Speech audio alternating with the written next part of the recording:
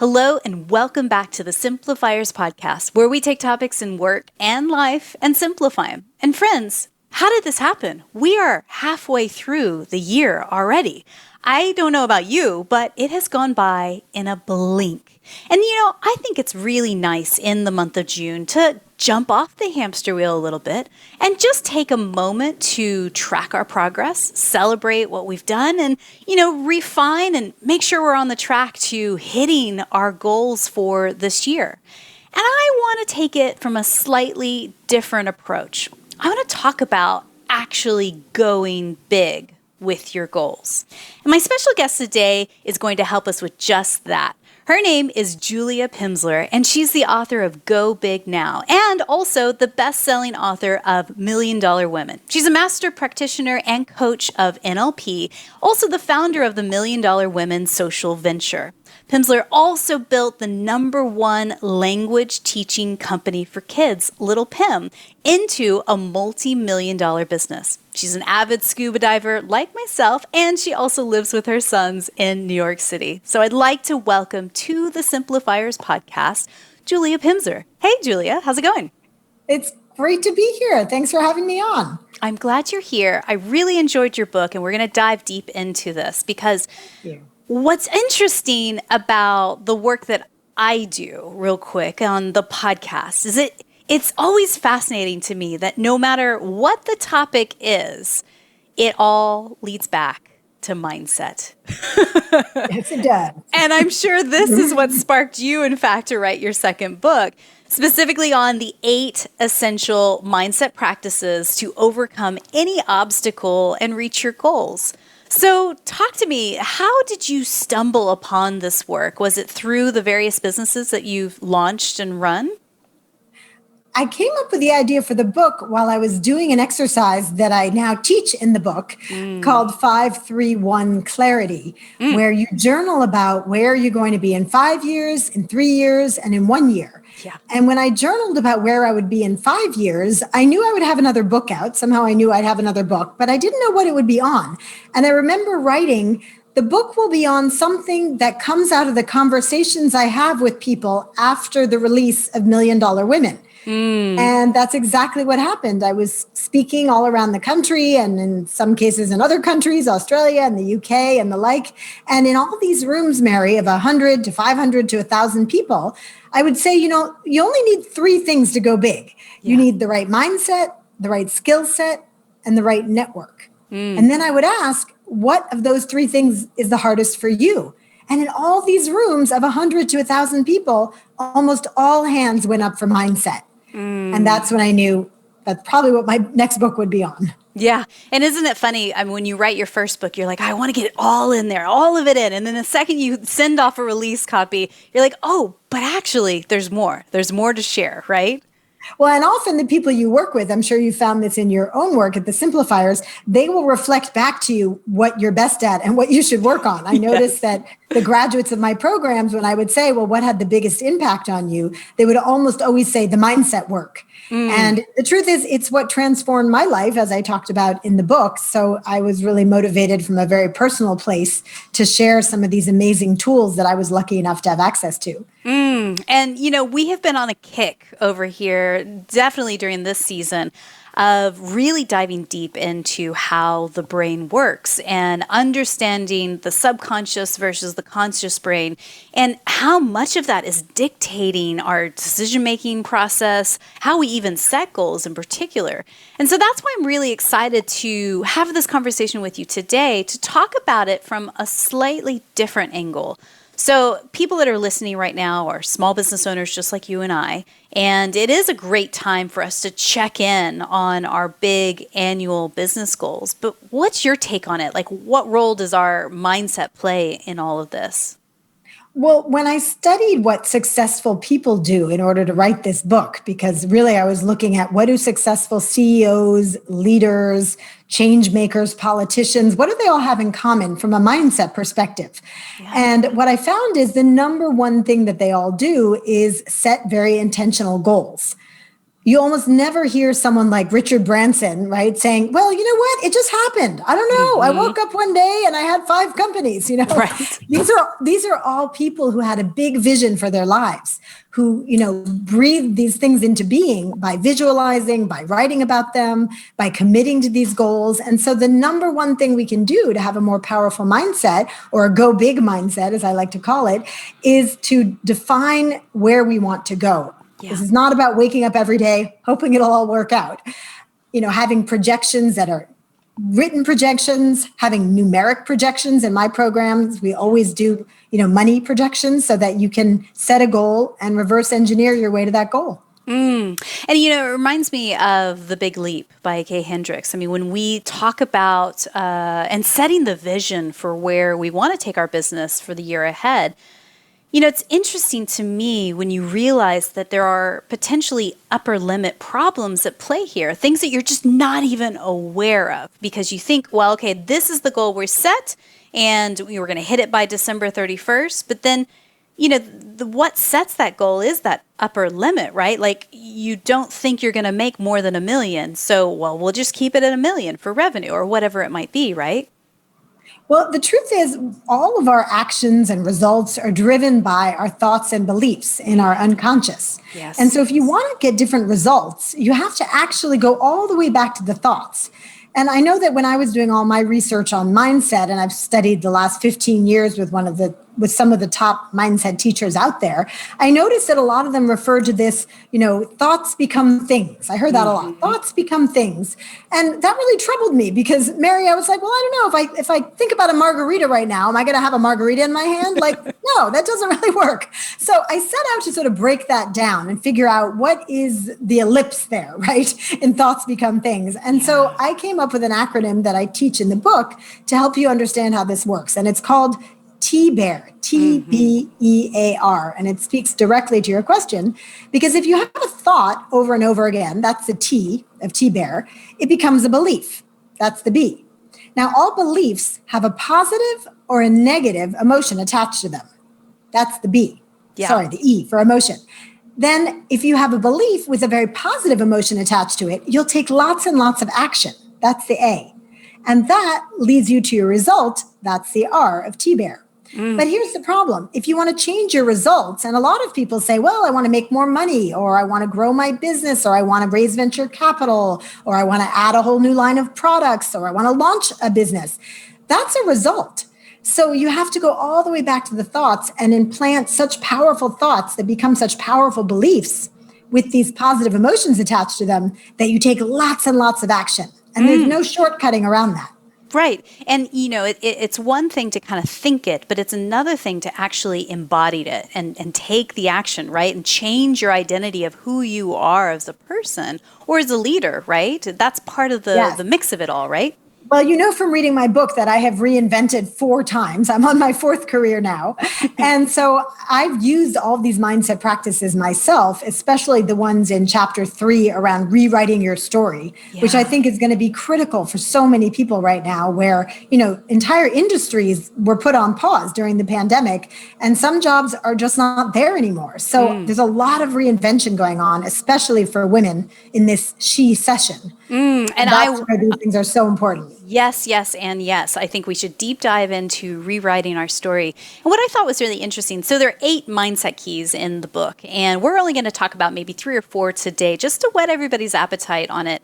But, take and leave what you need. So, in test, I want you to actually press pause in your podcast player after Julia gives us some of her brilliant wisdom and test it. See if it worked today, this week, this month in your business or in your life. And, I think that you and I spoke off camera earlier. It's like, using these slower summer months to actually do this mindset work. You also talk about in the book accelerating into the turn. What does that mean? Yeah, this is the perfect time to work on mindset, right? Because things tend to slow down in most of our businesses for the summer, unless you run a summer camp. And so that's a great time to kind of get your house in order, right? Your professional and your personal house in order.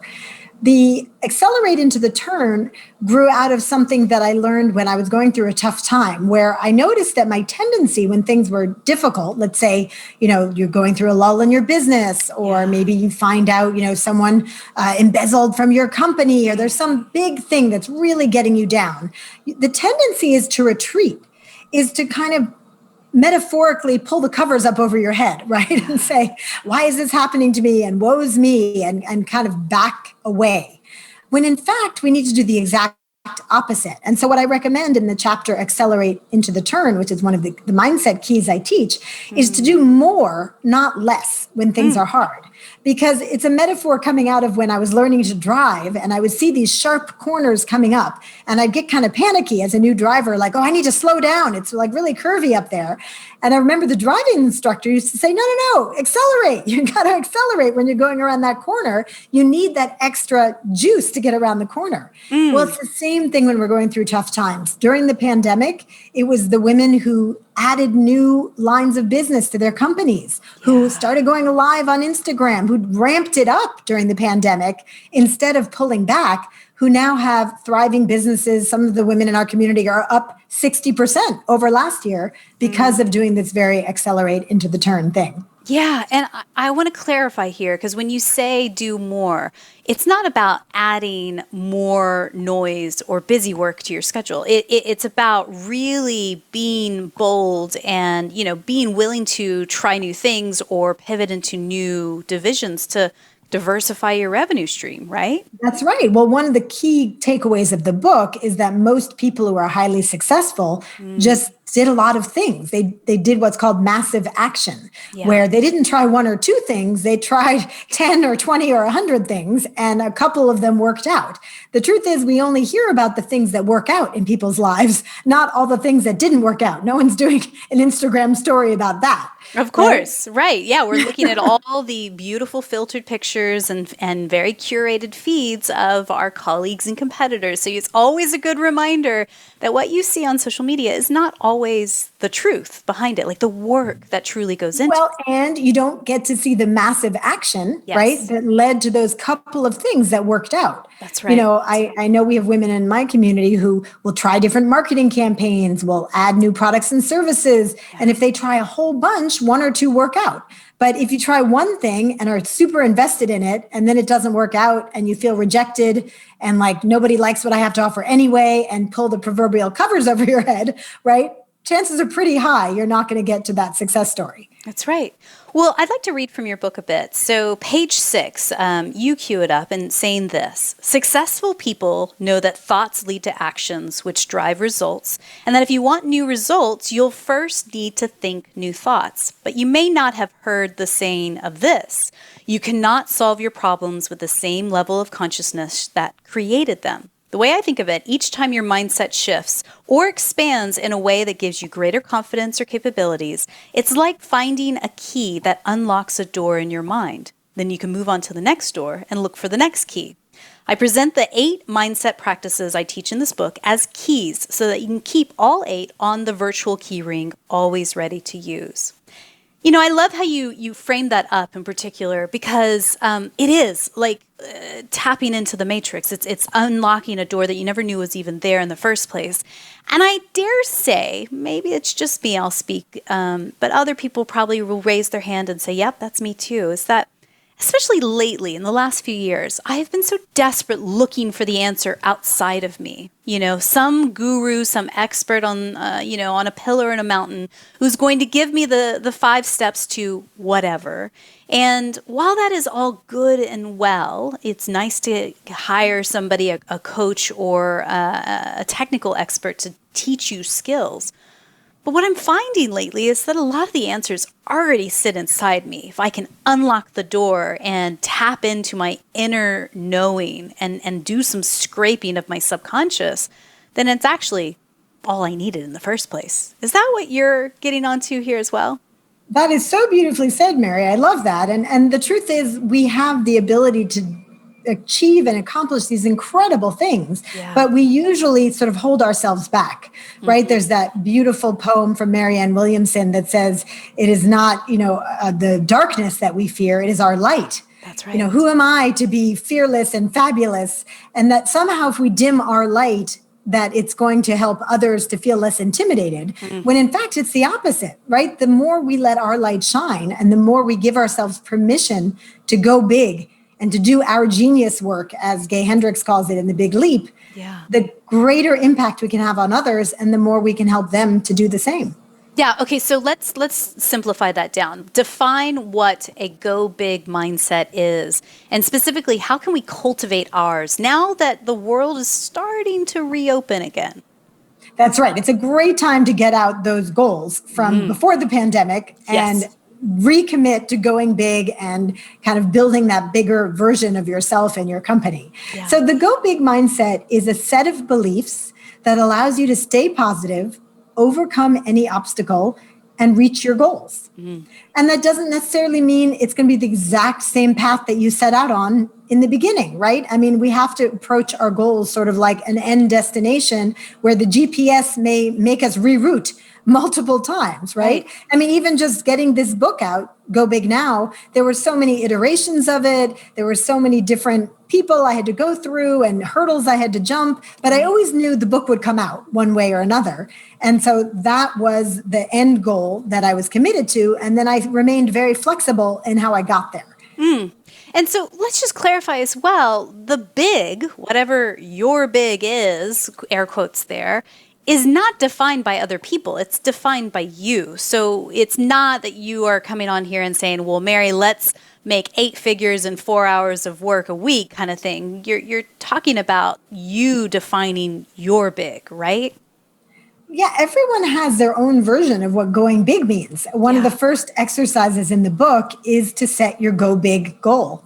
And I define that as a goal that you're super excited and passionate about, but that feels just a bit out of reach, just a little scary. It should make you just a little bit queasy. Like, can I really do that? Oh, I don't know if I can really do that. And that's usually the thing that you really want to do that you don't quite have all the resources to do yet. But that's what makes life exciting, right? Along the way, you're going to gain all these new skills, and then you'll look back and you'll barely remember what it felt like to not know that you could do that.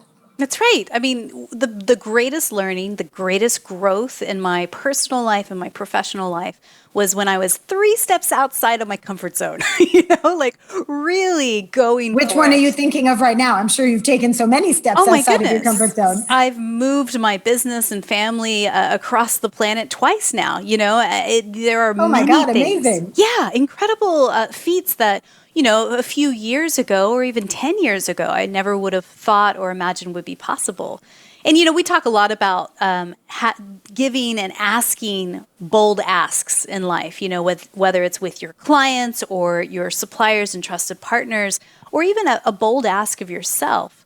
And that kind of reminded me of your first key, which is called Mind the Gap. So talk to us about the 3 simple steps of Mind the Gap that specifically helps you really define your mindset core strength, as you say.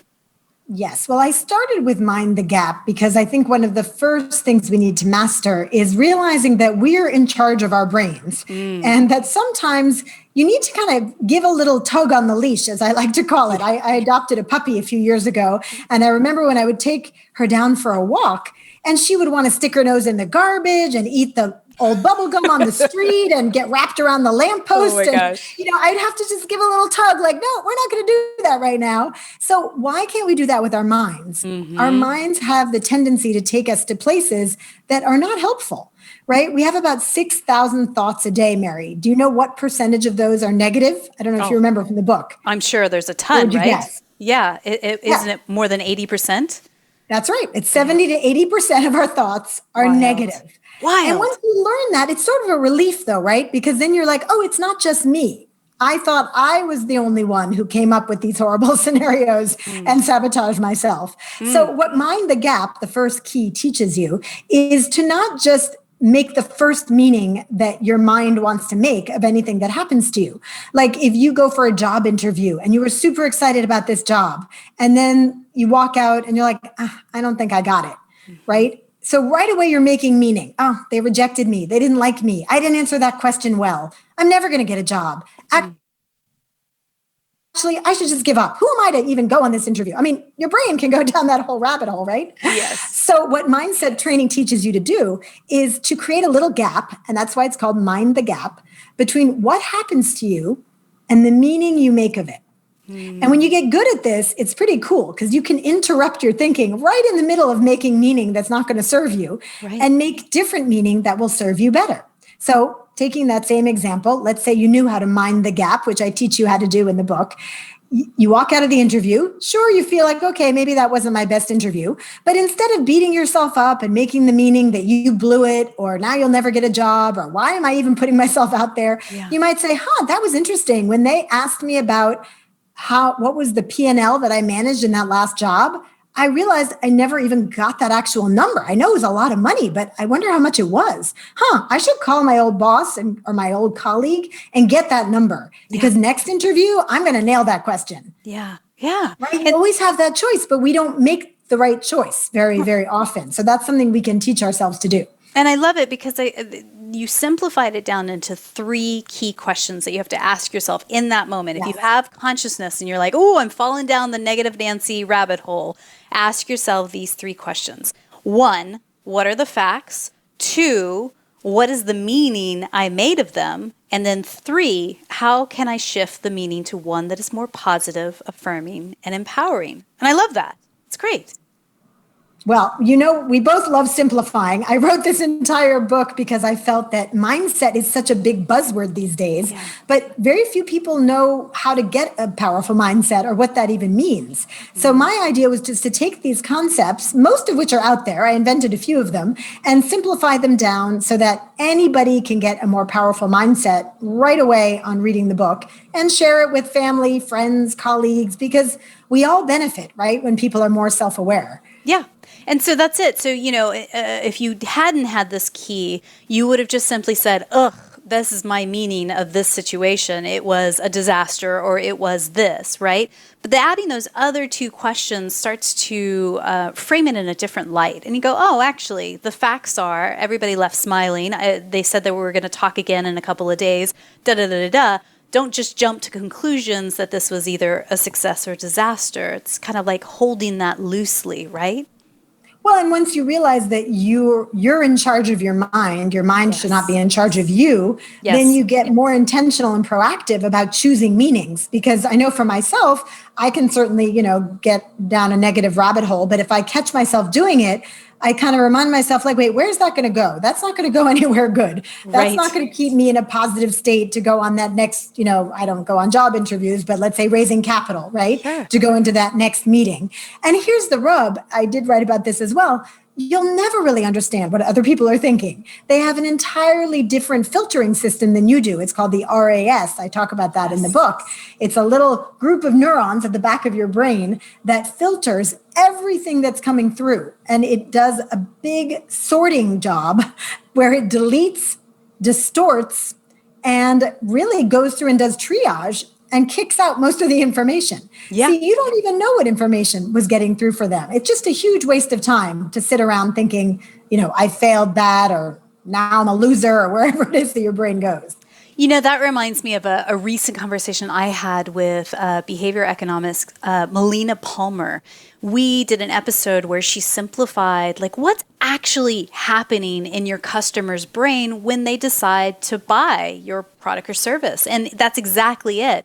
That reticular activating system in the brain, your brain is just simply trying to not expend calories. And so it's just doing a very quick snap judgment of, okay, this is that, this is that, this is that. And then it's the subconscious that's driving those actions. It's so fascinating to me. I love that stuff too. And that was one of my favorite parts of doing research for the book, was learning more about how the brain works. Again, in the spirit of simplifying it down, because I've renamed a bunch of things in the brain that are super complicated to make them more simple. And so I talk about the protective brain and the risk-taking brain, because we both have both. And you might have read about, the reptilian brain or the atavistic brain, the part of our brain that's still focused on survival, which you were just referring to a minute ago, Mary. Well, that part of the brain, the very last thing it wants to do is change. All change is flagged as bad and potentially lethal. right? Because when we were in primitive times, any change meant we might not adapt. We might die. We might get eaten. Right. So unfortunately, our brain still reacts that way. That's our first instinctive reaction when we're about to make a big change. And by the way, making a big purchase, signing up for a program, that counts as a big change. So I will share, and I think I wrote about it in the book, that almost every client who enrolls in my program, I have a 4-month program that helps women scale up their businesses, has a little amygdala hijack before she does it. And if you don't know that term, I didn't rename that because I love that term. It's from Daniel Goleman, who of course is the author of Emotional Intelligence, brilliant thinker. And the amygdala hijack is when your amygdala, which is that part of your brain that's looking to protect you, basically has a little panic attack. For no particularly good reason, right? It's just left over from when change meant a woolly mammoth was charging at you, right? Or a lion might eat you. Right. When in fact, you're just signing up for a program. So you don't need to have an amygdala hijack, but people still do. And I know you've done some episodes on sales. That's where if you're trained in sales, which I highly recommend for all entrepreneurs, you know how to help someone through that little panic attack, and you don't take it personally and you don't get thrown by it. Right. Well, and change means that, gosh, maybe I have to change some things. And, sometimes that's a little bit scary. So we say on the outside, oh, yes, I want to lose 20 pounds or whatever. But that also requires you to change your diet, your exercise, your sleep. Well, why do you think they call it the comfort zone? It's comfortable there. That's right. That's right. And so I guess that comes back to, how you talk about like mindset, core strength, like just the same as you are building your core ab muscles in the gym, this is building those muscles in your brain so that the next time you are triggered to fall down that rabbit hole of negativity or not enoughness, that you have these keys at play. So I want to shift to a different key. Let's talk about the choose results over reasons key. Why is it better to choose results over reasons, specifically to avoid self-sabotage with your goals? Well, unconsciously, we're always choosing reasons over results. I'm sure we do it multiple times a day. And I actually came up with the name of this key when I was going running one day, because I remember I was in Central Park and I love to run. But that day I went running and I was a little hungover. I had gone out with friends the night before. It was super hot out. I had a lot I needed to do at home. So I got about halfway through my run and all these reasons started popping up that I could just stop and go home, right? I was hungover. It's too hot. There were a million reasons to just stop. But then I thought about it and I was like, you know what? I always feel so good after I've completed a full, loop. And I want to have that great feeling all day. There's no amount of caffeine or anything else that gives me that feeling. So I chose the result, right? Finishing the run over all the reasons. Yeah. Now, here's the thing. We do this unconsciously all day long. And especially in our businesses, we have so many reasons that we don't have what we want, right? Oh, I don't have the money to market, or I didn't go to business school, so I can't possibly make 7 figures, or I don't come from a family of entrepreneurs. So how do I know how to, build a big successful business? And these are all just reasons. If we would commit to the results, then we would find a way to get around and over and under the reasons. And then, in essence, if you're connected to the result, who you will be, what you will have, you are also connecting to that new identity, right? And reverse engineering backwards, right? Indeed. Well, this is something you can use, results over reasons you can use at the micro level, like little decisions you make all day long, right? Do I want to, drink that extra iced coffee because I'm feeling tired? But actually, do I want the result of being so wired all the rest of the day that I'm going to be difficult to work around, right? That's a mini version. And then on the macro level, what am I not allowing myself to go after because I have all these reasons that feel very real to me, by the way, right? When I was going running that day, it was very hot and I was very hungover, but I still could commit to the result and get around those reasons. And that's true for just about anything where we're telling ourselves, I can't do it. Yeah. And I mean, it points back again. It's funny to me because I've given myself a goal and a commitment to really do at least 3 to 4 classes of yoga every single week in this year. And I have so far. For you. Gosh, I think I've done about 60 classes so far in the year. Amazing. We're only halfway through. And, sometimes in the beginning, it's just like, well, if I sign up for an hour class, it's going to be a heck of a lot harder to sneak out of that class at the 45-minute mark than if I were just to go to the gym and sort of mindlessly pump away and no one knows and I can sneak out, right? But until that identity changes and you go, I am a yogi, I am a person who loves and enjoys this, it's a lot harder to make those decisions and to stick with those. It reminded me of a quote that you had in your book, which I love. Stephen Covey, he said this: until a person can deeply and honestly say, I am what I am today because of the choices I made yesterday, that person cannot say, I choose otherwise. That's exactly it, isn't it? Thank you for calling that one out. No one's called that one out yet. I love that book, The 7 Habits of Highly Effective People. And it's part of what inspired me to have this be the 8 essential mindset practices, because that book was very inspirational for me. And I know it helped so many people who hadn't really thought about, what are my habits? How do I get more efficient? The fact that he had just 7 made you feel like, well, I can master these 7. And they were actually very crucial. And the truth is the 8 mindset practices I teach in the book, they're not by far, it's not the only thing you can do about mindset. But if you master even 4 or 5 of them, you'll be leagues ahead of everybody else, right? Yeah. It's daily imperfect action towards what it is that you actually desire. And that's when the identity shifts as well. Self-sabotage happens because you let your unconscious or your subconscious mind drive the ship and, pressing the big red F it button in the sky, right? Like, well, I'll start the eating healthy tomorrow, or, well, I'll just go to the gym tomorrow, or, well, I'll just make those sales calls tomorrow, and tomorrow never comes, right? Yeah, and the results over reasons can just be a quick little reminder, right? Just to stick with it. But you also reminded me of another quote I love that was very influential for me at a very dark time in my life, because, the truth is I went through a divorce. Mm-hmm. I left the company that I built, which was very difficult. I was totally merged in my identity with the company I built, the one you mentioned, the language teaching company for kids, reinvented as a coach. So there were a lot of difficult, dark times for me. And when I was going through my divorce, my mindset coach had me put this quote in my kitchen, and it helped me so much. Actually, she didn't say put it in your kitchen, but she taught me the quote. And I was like, where am I going to see it all the time? I'll put it in the kitchen. And the quote is, if you want something you haven't had, you'll need to do something you've never done. That's it. Yeah. So helpful, because when we're engaging in going big, right, and going after these big dreams, there's no one who goes after a big dream who isn't obliged to do something that makes them really uncomfortable, right? Because it's not a big dream if it's easy to attain. That's just sort of an easy little goal, right? So the big dreams are going to require you to do something you've never done before. And that feels very uncomfortable. So when I was getting divorced and I knew I wanted this new life, of freedom and being able to build a chapter 2 and raise my boys the way I wanted to raise them, with the help of my ex-husband, I felt like I had to rewire all of my neurology, Mary. My whole identity was around being part of this nuclear family. Yeah. And looking at that quote every day made a really big difference, because I wanted something I'd never had. And every day I was doing things I'd never done.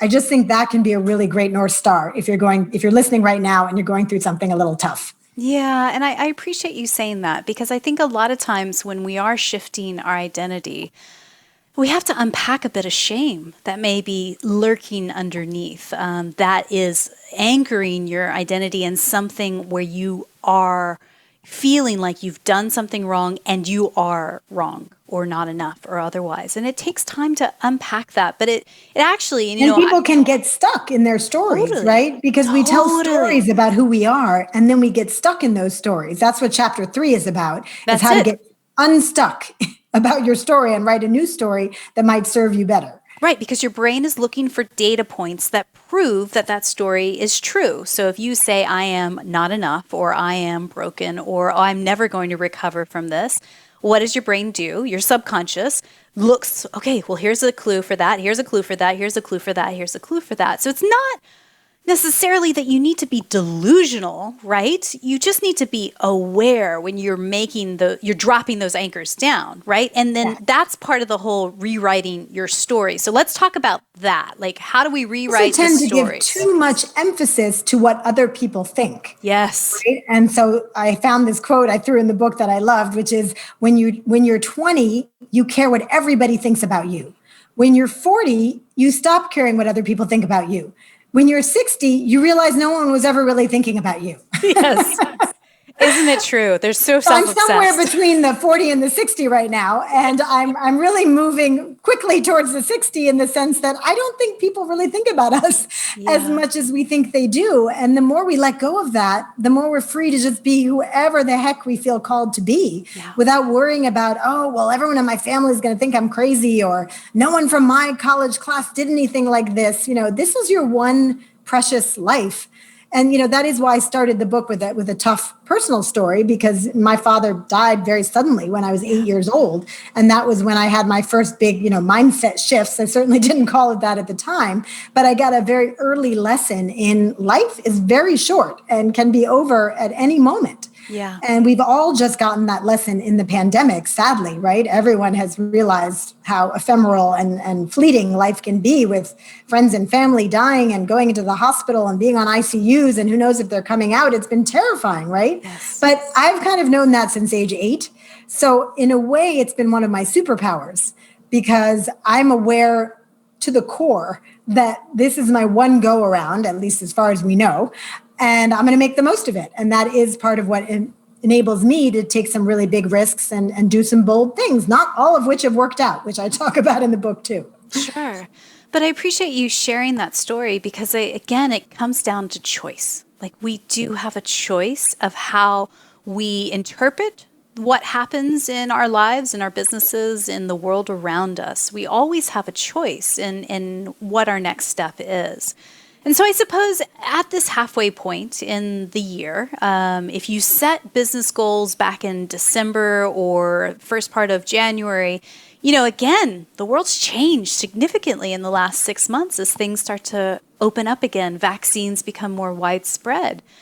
Talk to us about how we can apply this specifically to helping us set or go after our go big goals. Yes.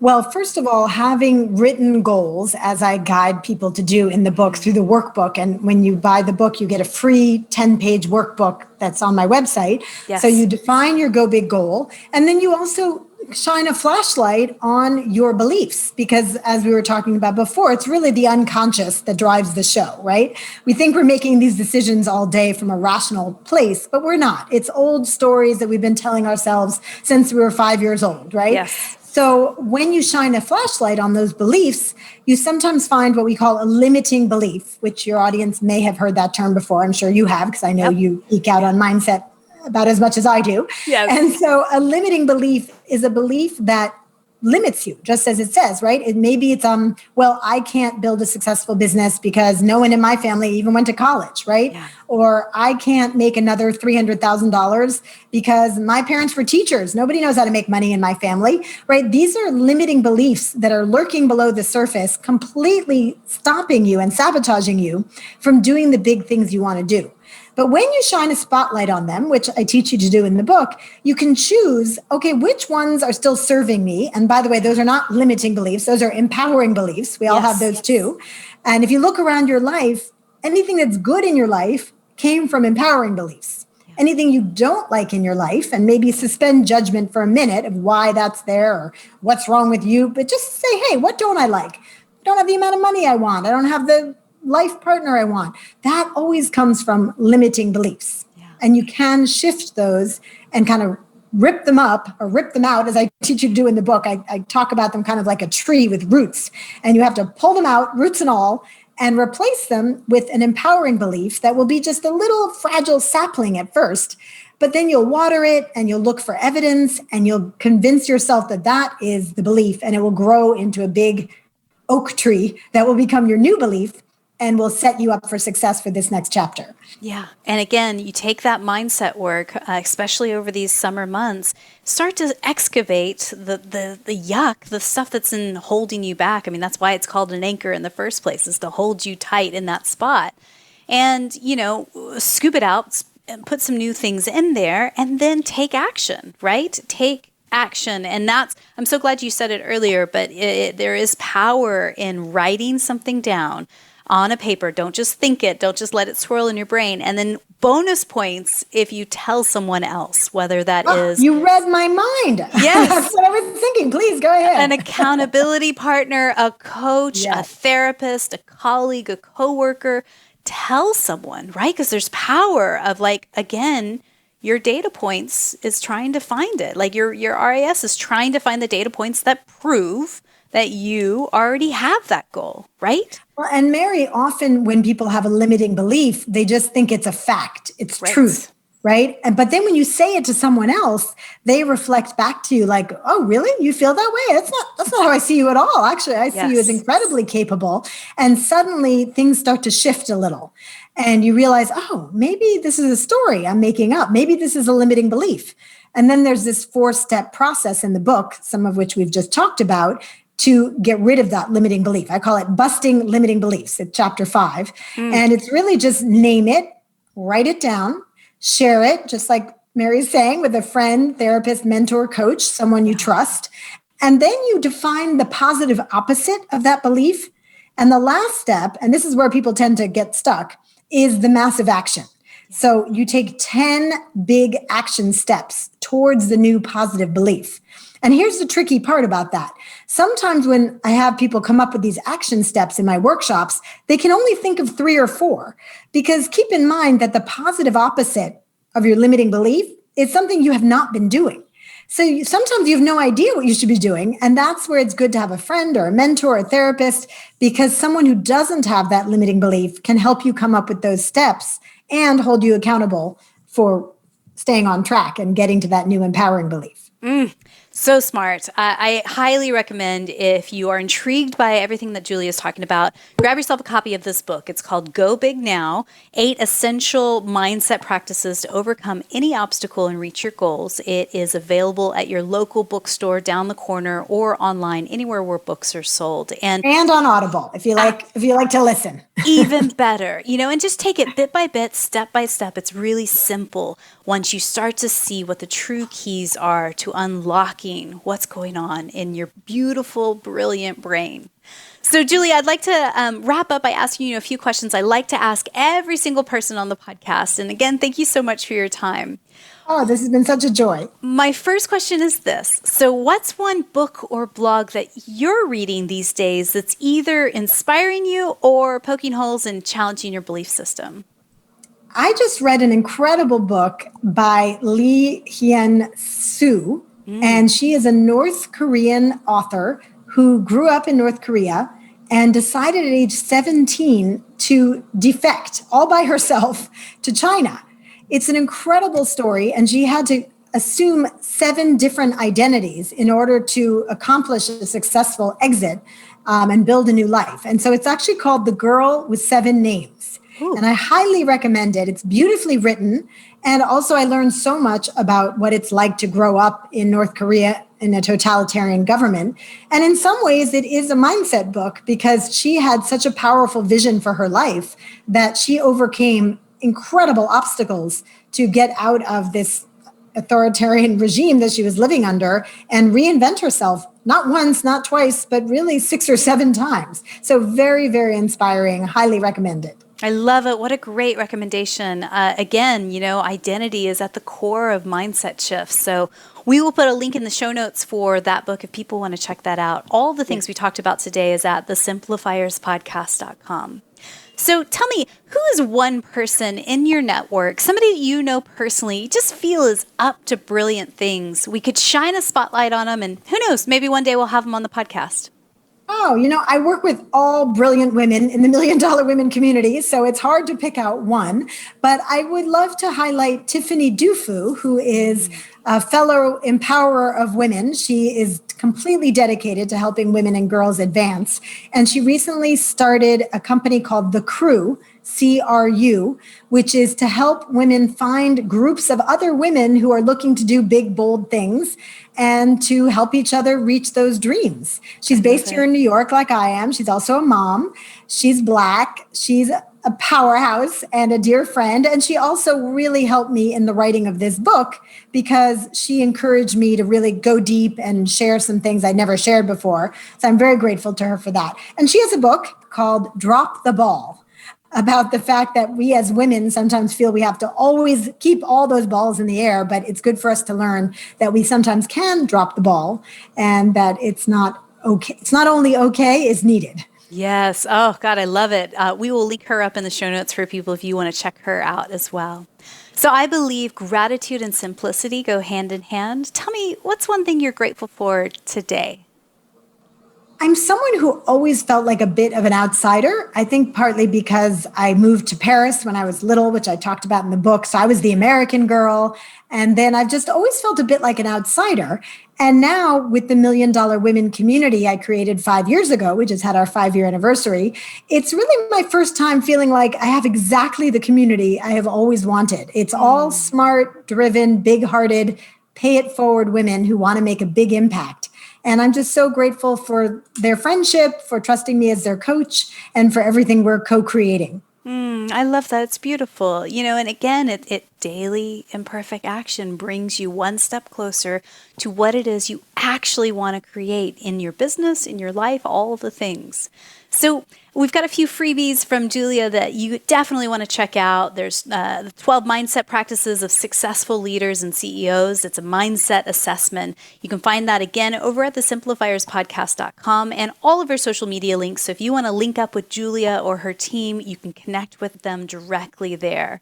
So my final question for you today is this, Julia. And again, thank you so much, all these valuable resources and knowledge for sharing that with our audience here today. Oh, my pleasure. So someone somewhere is listening to us right now, and she is inspired, and she is looking at her annual goals and going, gosh, I only have 6 months left to figure this whole thing out. How in the world do I begin? What's one thing you could just whisper into her ear right now to encourage her in this moment? Anything big and bold that you're trying to do, if you don't know how to do it, that doesn't mean that no one knows how to do it. I think people who set big, ambitious goals sometimes are also very self-reliant. They don't want to ask for help. I would say the number one thing you can do if you're setting a big, ambitious goal is to ask for help. Go get a mentor, join a coaching program, try to find someone who has done what you're trying to do, see if they'll sit down and have coffee with you, because success leaves clues. Yeah. So if you go find people who've done something close to what you're trying to do and study their stories, you will find a lot of clues as to how you can get there too. Just do the thing. Yes. Julia, thank you so much for your time today. My pleasure. Thanks for having me, Mary. And for everyone listening, stay brave and go big.